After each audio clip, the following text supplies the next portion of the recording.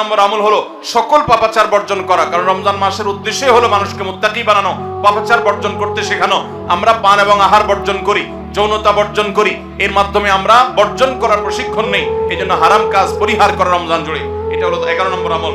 12 নম্বর আমল হলো বিশেষভাবে মিথ্যা পরিহার করা, কারণ কেউ যদি মিথ্যা কথা মিথ্যা কাজ না ছাড়ে তার রোজা রাখার কোনো মানে নাই, হাদিসে আসছে। 13 নম্বর আমল হলো ঝগড়া বিবাদ থেকে দূরে থাকা। নবী সাল্লাল্লাহু আলাইহি সাল্লাম বলেছেন রোজা অবস্থায় কেউ ঝগড়া করলে সে বলবে আমি রোজাদার, আমি জবাব দিতে পারবো না। এবং এর পাশাপাশি 14 নম্বর আমল হলো সকল সাধারণ নেক আমলগুলো এই মাসে একটু বিশেষ গুরুত্বের সাথে করা, কারণ আমলের মাস এটা, বড় বসন্ত আমলের। নামাজ বিশেষ গুরুত্বের সাথে পড়া, অন্য সব আমলগুলো বিশেষ গুরুত্বের সাথে করা।